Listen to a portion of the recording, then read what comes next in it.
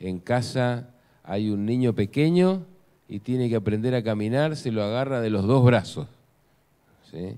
Después se lo agarra de uno y finalmente se lo suelta para que de esa manera aprenda solito. Puede ser que tambalee, muy bien.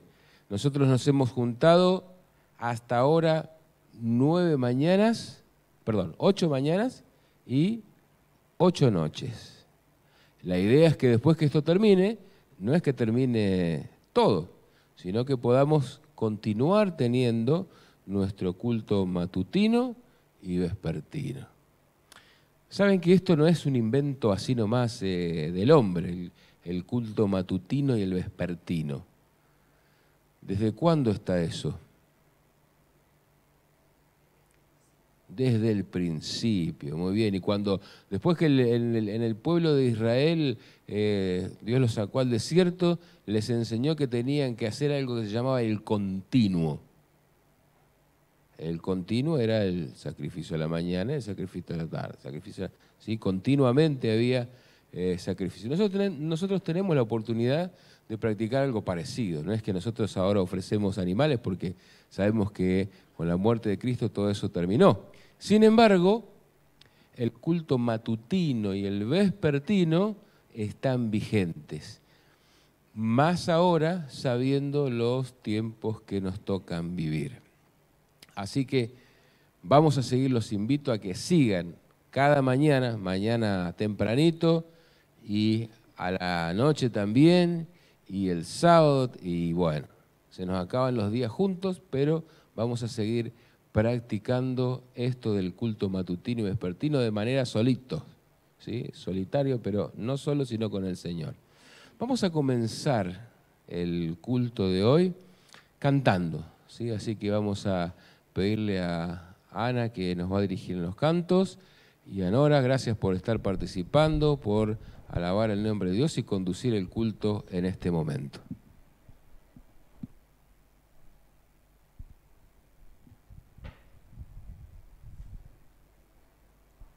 Bueno, buenas noches, hermanos, a los que están acá y también a los que están viendo desde casa. Qué lindo que podamos estar teniendo este culto.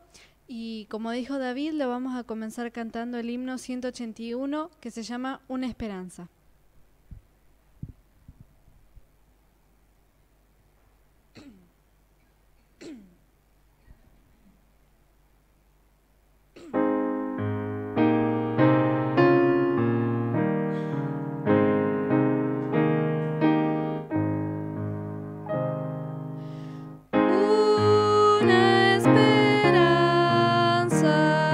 Arde en nuestro ser.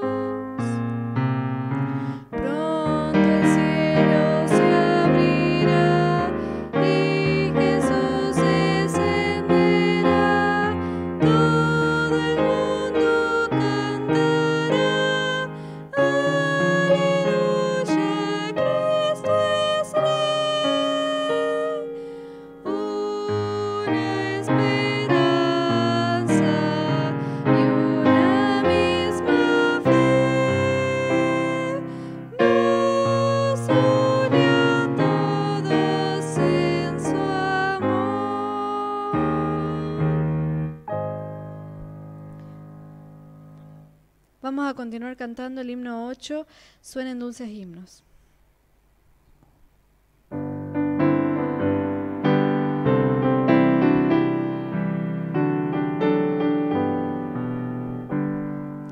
Suenen dulces himnos, gratos al Señor, y óiganse en concierto universal. Desde el alto cielo baja el Salvador, para beneficio del mortal. Gloria, gloria sea nuestro Dios, gloria si cantemos a una voz. Y el cantar de gloria que se oyó en Belén sea nuestro cántico también.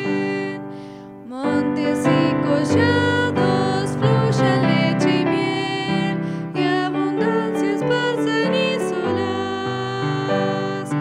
Gócense los pueblos, gócese Israel, que a la tierra viene ya la paz. Gloria, gloria sea nuestro Dios, gloria si cantemos a una voz. Y el cantar de gloria que se oyó en Belén sea nuestro cántico también. Salte de alegría, lleno el corazón, la abatida y pobre humanidad. Dios se compadece viendo su aflicción y le muestra buena voluntad. Gloria, gloria sea nuestro Dios, gloria si cantemos a una voz. Y el cantar de gloria que se oyó en Belén sea nuestro cántico también. Vibre en nuestros pechos noble gratitud hacia quien nos brinda redención, y a Jesús el Cristo que nos da salud, tributemos nuestra adoración. Gloria, gloria sea nuestro Dios, gloria si cantemos a una voz.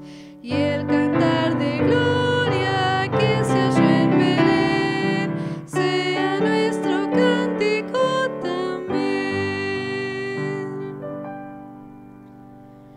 Ahora vamos a cantar el himno lema, el canto lema, mejor dicho, Primero Dios, de pie.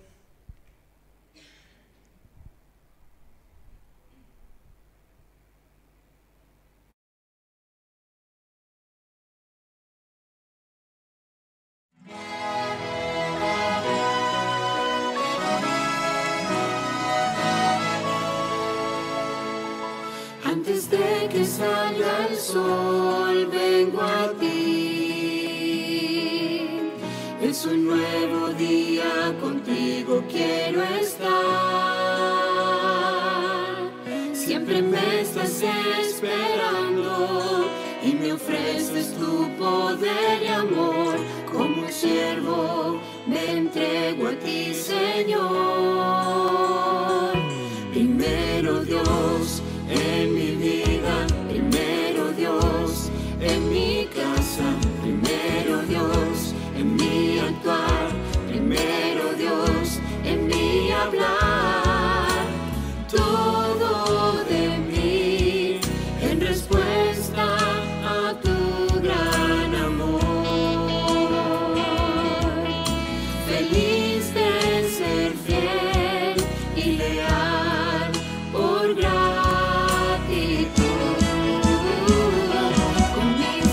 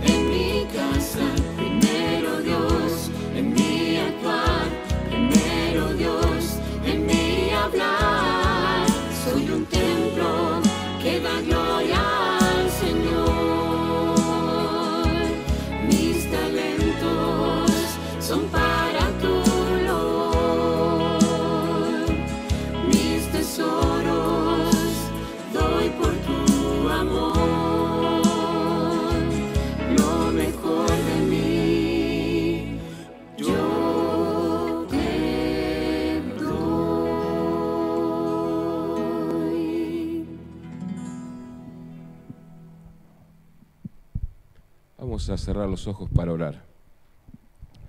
Querido Padre, te agradecemos la oportunidad de estar nuevamente en el templo. Ahora te rogamos, nos dé sabiduría para comprender el mensaje de esta noche. Dale las palabras al pastor para que sea un instrumento tuyo y así podamos tomar decisiones para el crecimiento de nuestra vida espiritual. En el nombre de Jesús oramos. Amén.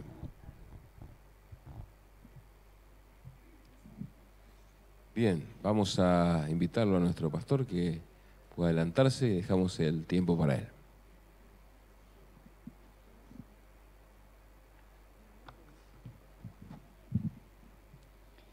Muy buenas noches. Traigo el saludo de los hermanos de Quemú Quemú. Estuvimos allí con el pastor Fabián Pérez y gracias a Dios pudiendo compartir justamente estos días de oración, de entrega, de reflexión. Y realmente es una bendición, ¿no? Que donde estemos y en todo Sudamérica hoy hay un propósito definido por parte de la Iglesia, el reavivamiento, la reforma. Y hoy nos toca un tema apasionante, un tema hermosísimo. Y nos habla del movimiento mundial. La Iglesia Adventista no es solamente una iglesia. La Iglesia Adventista es un movimiento. La Iglesia Adventista es un movimiento porque no se queda estática, avanza, tiene proyectos, tiene sueños. Y es por eso que les decía de que vinimos de Quemú, porque hay un sueño de seguir avanzando. Y veníamos hablando con el pastor Fabián, ¿no? Tantos pueblos para llegar, tantos pueblos para poder evangelizar, de que las personas conozcan de Jesús. Porque nosotros somos un movimiento. No nos quedamos quietos porque el Señor nos dio una misión. Cuando yo entré a la Iglesia Adventista, había terminado 5º año, y yo soy fruto de la educación, ¿no? Soy fruto de la educación adventista, hice toda la primaria, 2º y 3er año, primero, 2º y 3er año en la escuela adventista, en el colegio, hasta que cerró. Entonces me mandaron a una escuela católica, que había sido de monjas, y entonces ahora era mixto, y estaban aceptando varones, así que ahí fui, ¿no? Y recuerdo que cuando terminé, bueno, en esos 2 años me hice muy amigo de una monjita. Se llamaba, yo digo se llamaba porque ya en esos tiempos ya andaba rondando los 90, ya pasaron casi 21 años, así que yo calculo que se llamaba, pero se llamaba María Elena. Y cuando yo le dije a la hermana María Elena, que la fui a visitar, que estaba yendo a la iglesia adventista, me acuerdo que fue a una enciclopedia, porque ella era la bibliotecaria de la escuela, fue a una enciclopedia y la monjita, la hermana María Elena, dice, pero la iglesia adventista nace del error de la predicación de un hombre. ¿Cómo era que se llamaba? Me dice. Yo le digo Guillermo Miller, ¿sí? Entonces en esa enciclopedia buscó Guillermo Miller, ¿no? Una enciclopedia católica, me acuerdo todavía que eran varios tomos, y saca, ¿no? Hojas amarillas grandotas, tenía la fotito de Guillermo Miller. Y justamente allí me lee el párrafo donde decía de que Guillermo Miller es el fundador, decía, de la Iglesia Adventista, del Séptimo Día, de la Iglesia Adventista Cristiana, eran todas las ramas que salen del milerismo, ¿no? Pero, mis queridos hermanos, la Iglesia Adventista no sale del error de un hombre. La Iglesia Adventista nace en el corazón de Dios. La Iglesia Adventista nace de un hombre apasionado por Jesús, de un hombre que quería encontrarse con Jesús cara a cara, de un hombre que quería que todo el mundo conozca que Jesús venía pronto y que teníamos que estar preparados. Usted...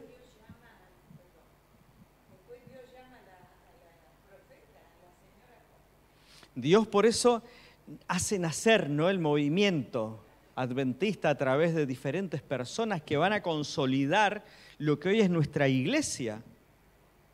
Y la revista nos habla de este movimiento mundial que nace justamente de un chasco, de una decepción, de una desilusión. Guillermo Miller era un deísta. Guillermo Miller era una persona que creía que Dios existía, pero no se preocupaba por el ser humano, no se preocupaba por su creación. Así como, decía él, los deístas decían, así como un relojero crea el reloj, forma las piezas, después lo deja andando y no se preocupa por él. Guillermo Miller tenía esta idea, hasta que fue convocado al servicio militar en una guerra y cae una bomba cerca de él. Un compañero de milicia muere en esa explosión y él no muere. Entonces ahí él dice, Dios existe. Esto es un milagro. Los deístas no creen en los milagros, ¿no? Entonces a él le sorprendió cómo puede ser que mi amigo que estaba ahí le afectó la explosión y a mí no. Y ahí es cuando él dice, Dios debe tener un propósito para mi vida. Por algo me preservó la vida. Y entonces cuando vuelve en 1815, toma una decisión y comienza en 1816 a leer la Biblia. Y dice, voy a leer toda la Biblia, versículo por versículo. No voy a pasar al siguiente versículo hasta que no entienda lo que leí. Y entonces comienza a leer, termina de leer la Biblia en 1818. En 1818 vuelve a releerla porque él llega a una interpretación. Jesús viene entre marzo de 1843 y marzo de 1844. Entonces, él, avalado por la historia, ¿no?, avalado por la interpretación de Daniel 8:14, avalado por el decreto de Artajerjes en el 457, avalada por las profecías de Daniel 9, de las 70 semanas, él dice, Jesús tiene que venir entre marzo de 1843 y marzo de 1844. Por eso es que él tiene este deseo de decirle a todos, pero Guillermo Miller no se animaba a decirlo al mundo. ¿Cómo puede pasarle a ustedes? ¿Cómo me puede pasar a mí muchas veces esa timidez, eso de decir, ¿y si digo qué pasa? ¿Y si le mando un mensajito invitándolo a la iglesia y si me dice que no? Y si lo invito el sábado a la iglesia, y si lo invito a la semana de oración, si lo invito a Semana Santa y me rechaza, a veces tenemos miedo al rechazo, ¿no? Y Guillermo Miller tenía ese miedo al rechazo. Hasta que un día lo pone a prueba a Dios y le dice, Señor, si vos querés realmente que yo le diga al mundo esta secuencia profética, que venga alguien hoy a invitarme a predicarla. Queridos hermanos, tengan mucho cuidado cuando lo ponen a prueba a Dios. Tengan cuidado cuando ustedes le piden algo a Dios, porque después hay que cumplirlo. Y Guillermo Miller le dijo, Señor, si viene alguien, yo voy, aunque no quiera, yo voy. Y resulta que termina de orar, tocan la puerta y era el sobrino. Tío, el pastor mañana no va a estar. Mi papá dice que vos conocés unas profecías ahí, ¿será que la podés explicar en la iglesia? Guillermo Miller va al patio, él lo cuenta, ¿no? Y Sylvester Bliss, que escribió Memorias de Guillermo Miller, lo expresa, ¿no? Y dice que va al patio y ahí pelea con Dios, porque no quiere ir, no quería ir, pero él había prometido algo. Y Dios fue fiel, Dios le mandó a alguien que lo invita a predicar y tuvo que ir. Y a partir de ahí, Guillermo Miller comienza a predicar. Pero ustedes saben que hay una figura detrás de Guillermo Miller que muchas veces no la tenemos en cuenta, y es Josué Himes. Porque Josué Himes es el ideador, es el comunicador, es el que va a darle las herramientas a Guillermo Miller para que sea conocido no solamente en su estado, sino que Guillermo Miller sea conocido en todo Estados Unidos, que trascienda Norteamérica. Y por eso es que Josué Himes va a crear la revista Sign of the Times, Señales de los Tiempos. Va a crear los folletos, las ilustraciones, que ya había en ese momento, los primeros PowerPoint de ese momento, ¿no? Que eran los folletos. Y impresionante lo que va a hacer Josué Himes con Miller. Por eso es que Miller predica con más fuerza. Se llenaban los teatros de ese momento, las iglesias, escuchando el mensaje de Jesús. La gente salía llorando, arrepentidas, porque querían estar en aquel día glorioso cuando Jesús vuelva. Un reavivamiento. Ustedes saben que hasta el día de hoy siguen habiendo tesis, siguen saliendo libros no adventistas, estudiando la vida y la predicación de Guillermo Miller, lo que hizo en ese periodo de 1840 hasta 1844. Los historiadores norteamericanos, los historiadores de religión todavía siguen viendo el impacto que generó este hombre. Por eso, mis queridos hermanos, él predicó con pasión. Jesús viene pronto. Y por eso es que fue un movimiento donde se sumaron de diferentes iglesias metodistas, como era la hermana White, de la congregación cristiana, como era José Bate, Jaime White, metodistas, bautistas. Él era bautista, ¿no? Por eso se predica con pasión. Pero resulta que viene en 1843, marzo de 1843, no pasa nada. Y así van pasando los meses, llega diciembre de 1843, no pasa nada, Jesús no viene. Llega enero de 1844 y Jesús no viene, febrero de 1844 Jesús no viene, marzo de 1844, ¿y qué pasó? Nos equivocamos. Empiezan a rever, empiezan a mirar. Y es en agosto de 1844 cuando un pastor, un predicador llamado Samuel Snow va a decir: nos equivocamos en la salida de la orden de Artajerje fue en el 455, pero fue en otoño. Entonces nosotros tenemos que ver que para que la profecía se cumpla tiene que ser en otoño también de Palestina. ¿Y cuándo es? Es en octubre, septiembre, octubre. Entonces él va a unos judíos ortodoxos llamados caraitas y entonces dice: si la purificación del santuario se refleja en el día de expiación, veamos cuándo es el día de expiación judío en 1844. Y los caraitas, que tenían todo un cronograma y eran fieles, llegaron a la conclusión de que el 22 de octubre de 1844 era el día del día de expiación judío. Entonces Snow dice: el 22 de octubre de 1844 es el día cuando va a ser purificada la tierra, cuando Jesús viene. Y por eso lo conocemos como el fuerte clamor o el clamor de medianoche, donde van a predicar con todas las fuerzas que tenían de que Jesús venía en 1844, el 22 de octubre. Y por eso, mis queridos hermanos, un movimiento que no para. Un movimiento que, a pesar de que fueron viendo de que había un error acá, otro, no pararon. Y por eso nosotros como Iglesia Adventista somos un movimiento, porque no tenemos que parar. Pueden haber dificultades, pueden haber problemas, pero el Señor quiere que su iglesia avance, crezca, siga adelante. Llegó el 22 de octubre de 1844.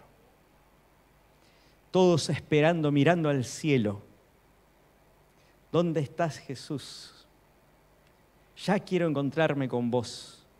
Los testimonios que hay de las personas que vivieron ese momento es impresionante.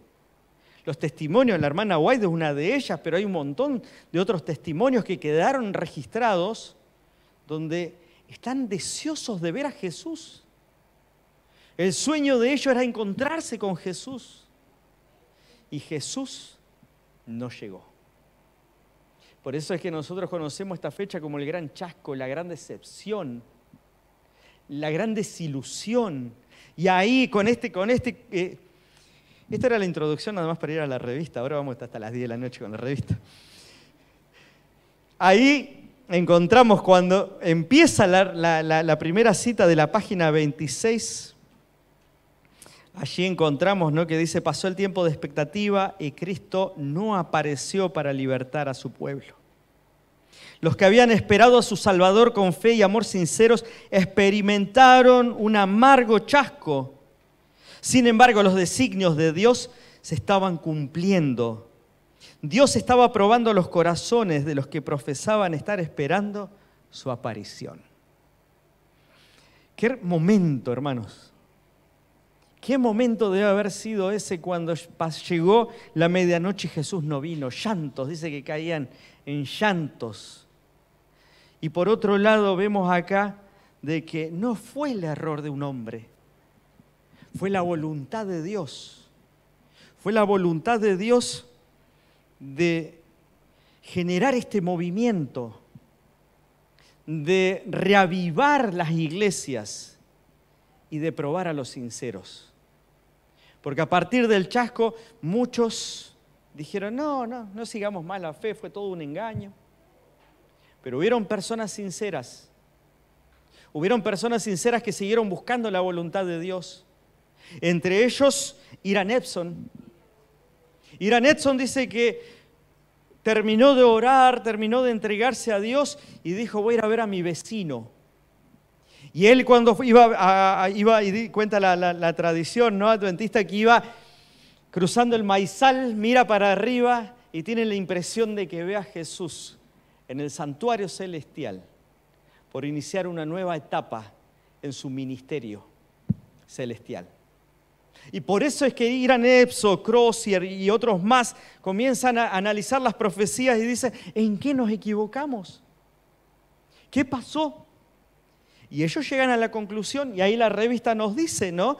La revista tiene una cita muy interesante donde nos dice, allí en la página 27, aunque la mayor parte de los adventistas abandonó sus antiguos cálculos de los periodos proféticos y, por lo tanto, negó la validez del movimiento que se basaba en ellos, unos pocos no estuvieron dispuestos a renunciar a puntos de fe y a una experiencia que tenía apoyo de las Escrituras y del testimonio especial del Espíritu de Cristo.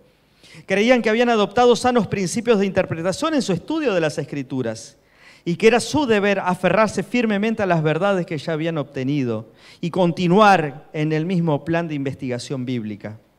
Con ferviente oración revisaron sus convicciones y estudiaron las Escrituras para descubrir su error. Como no encontraron error alguno en su explicación de los periodos proféticos, se decidieron a examinar más cuidadosamente el tema del santuario. Ellos dijeron: no nos equivocamos de fecha, no nos equivocamos en el cálculo profético, porque las 70 semanas están bien establecidas. Jesús vino, se bautizó en tal fecha, murió en tal fecha, muere Esteban en tal fecha. Entonces, si las 70 semanas comienzan bien, las 2300 tardes y mañanas también. Entonces se pusieron a pensar: ¿y el santuario? Y la impresión que tuvo Edson. Y entonces empezaron a estudiar. Y ayer hablaba con los hermanos de Toay anoche. Los libros fundamentales para entender el santuario, ¿no? Y ustedes lo repasaron ayer, el tema del santuario. Los libros fundamentales que estudiaron nuestros pioneros y que nosotros hoy tenemos que conocer bien para entender el tema del santuario. En primer lugar, Levítico. Necesitamos entender Levítico para entender el sistema, más que el sistema, para entender la expiación divina. Yo ayer les hablaba de que yo hice mi tesis sobre el día de expiación, ¿no?, en Apocalipsis. Y si algo descubrí es que la gran mayoría de los cristianos malinterpretan lo que es expiación, porque asocian expiación con perdón. Y vean en la misma Biblia Reina Valera el título, y fíjense que cuando leen Levítico 16 dice el día del perdón.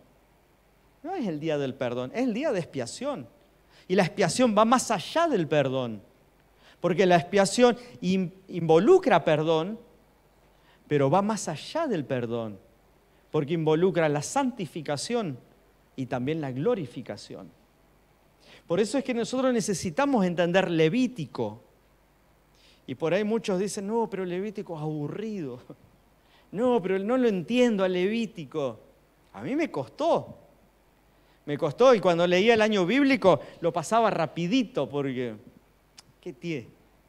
Pero cuando una vez sinceramente le oré a Dios y le dije, Señor, ayúdame a entender Levítico, quiero encontrar a Cristo en Levítico, quiero entender tus planes en Levítico, fue una de las mayores experiencias espirituales hermosas que tuve cuando uno entiende el amor de Dios en Levítico. Por eso, Levítico, Hebreos y Apocalipsis. 3 libros que nos muestran a Dios actuando en el santuario celestial. 3 libros que nos muestran que Dios tiene un santuario y que Jesús está intercediendo por vos, por mí, por tu familia, por la mía, en ese santuario. Y eso es lo que descubrió el movimiento adventista. Y esa es la verdad fundamental que tenemos como iglesia adventista. Por eso es que hay un movimiento, ¿no?, que tiene que predicar estas verdades. Durante ese periodo, dice allí en la página 26, la profecía del mensaje del primer ángel revelada en la visión de Apocalipsis 14 encontró su cumplimiento en el movimiento adventista de 1840 a 1844. Tanto en Europa como en América, algunos hombres de fe y oración se sintieron profundamente conmovidos cuando su atención se concentró en las profecías y al examinar el registro inspirado descubrieron evidencias convincentes de que el fin de todas las cosas estaba cerca. El Espíritu de Dios instó a sus siervos a dar la advertencia. El mensaje del Evangelio eterno se esparció por todas partes. Temed a Dios y dadle gloria, porque la hora de su juicio ha llegado. Ese es el mensaje del primer ángel. Mañana vamos a estudiar, ¿no?, en el día 9 los mensajes angelicales. Y es más, el otro día lo dije a la mañana, pero el próximo tema que vamos a estudiar en la escuela sabática es sobre los mensajes de los ángeles, ¿no? Los 3 mensajes angelicales de Apocalipsis 14. Por eso, mis queridos hermanos, tenemos un mensaje que dar. No nos podemos callar. No nos podemos quedar quietos. Somos un movimiento profético que avanza hacia adelante y hacia arriba, mirando hacia el cielo porque Jesús viene pronto. Jesús viene pronto y necesitamos estar preparados. Necesitamos tener esa pasión que tenían los pioneros, necesitamos tener esa pasión en la cual se entregaba todo, entregaban todo para ver venir a Jesús pronto. Mis queridos hermanos, el año pasado le comenté, ¿no?, en una junta que tuve acá con los hermanos, cada vez que viene el 22 de octubre, a mí me encanta porque reflexiono, pienso en todo lo que sucedió. Y el año pasado recordé, ¿no?, que había leído hace mucho tiempo una entrevista que le hicieron a Guillermo Miller, ya viejito. Vieron que él falleció en 1849, diciembre de 1849 fallece. Poco tiempo antes un periodista fue y le dijo a Miller, le dice, hermano Miller, dice, usted conmovió Norteamérica, sus escritos trascendieron, llegaron a Europa, llegaron a varios lugares. Usted hizo que muchas personas vendieran sus cosas.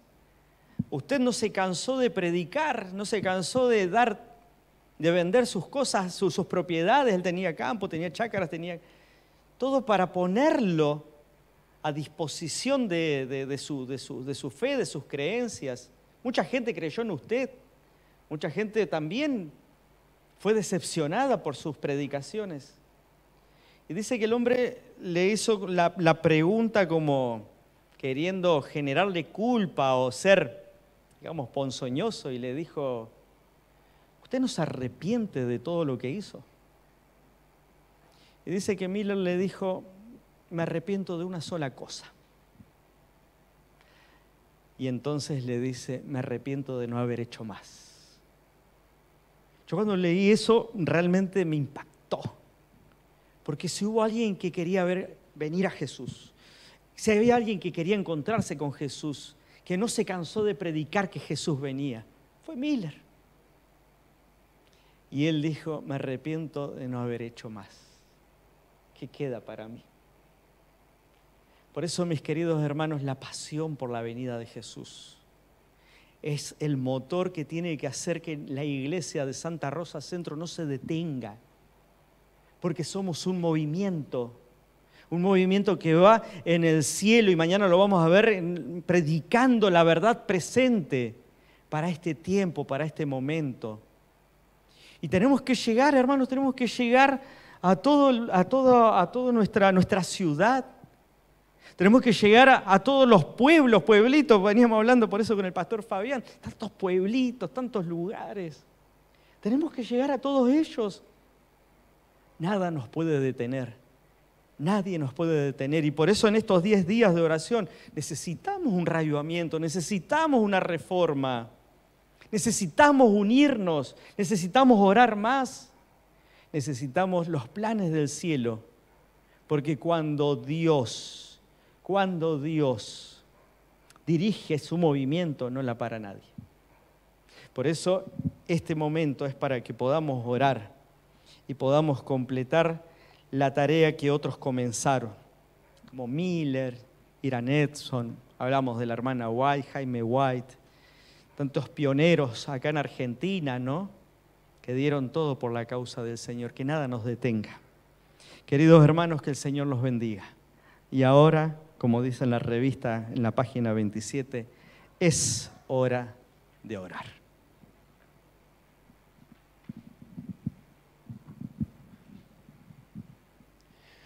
Gracias, pastor.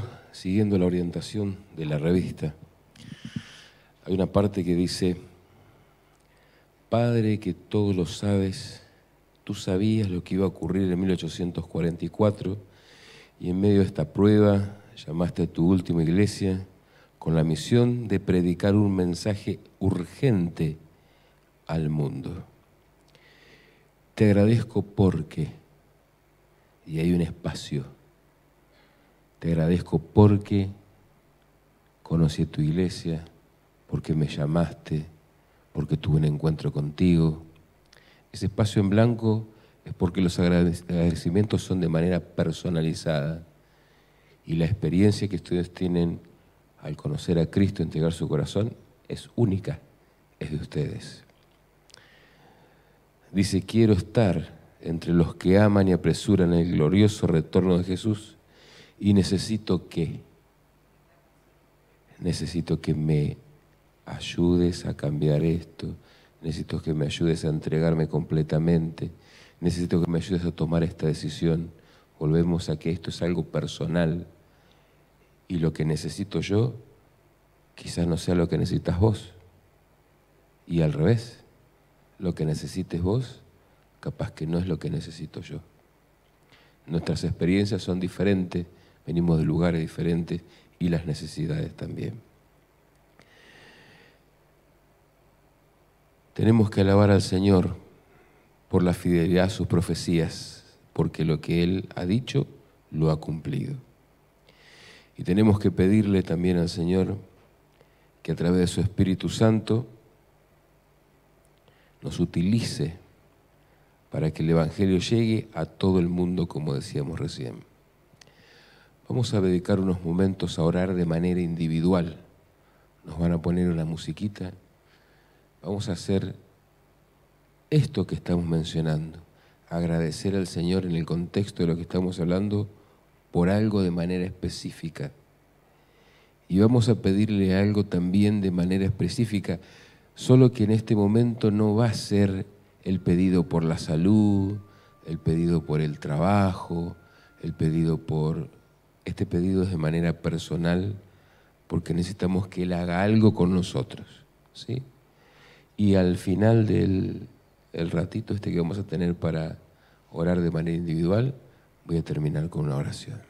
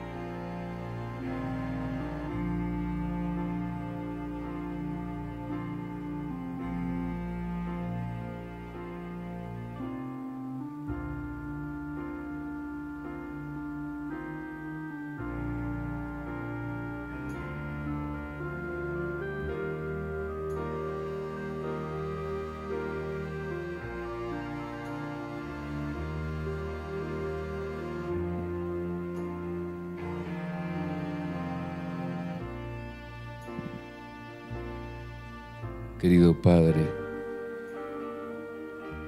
hemos expresado nuestros agradecimientos en esta vida espiritual que llevamos a tu lado. También lo que necesitamos de manera personal para participar de la eternidad con Cristo Jesús. Señor, te alabamos porque tú eres Dios y nos has dicho en el pasado lo que va a suceder, para que esto también afirme nuestra fe.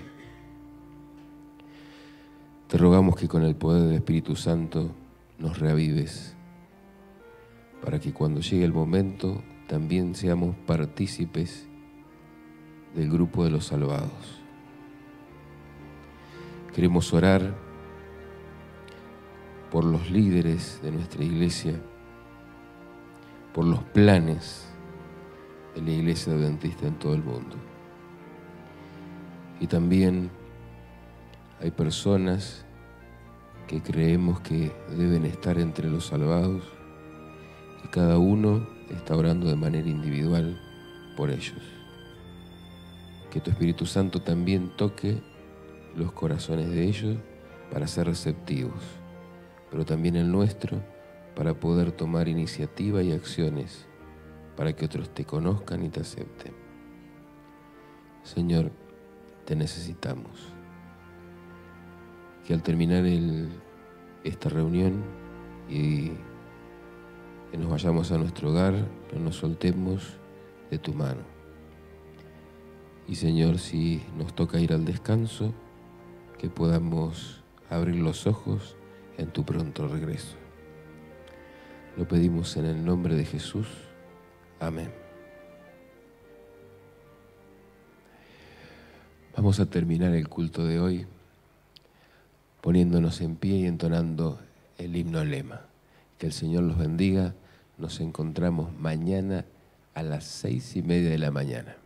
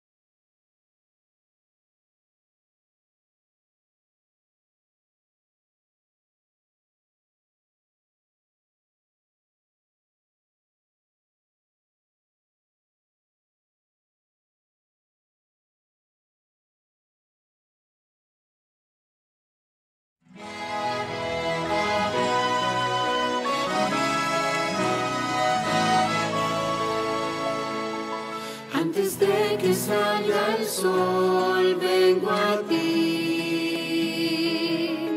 Es un nuevo día, contigo quiero estar. Siempre me estás esperando y me ofreces tu poder y amor. Como siervo me entrego a ti, Señor.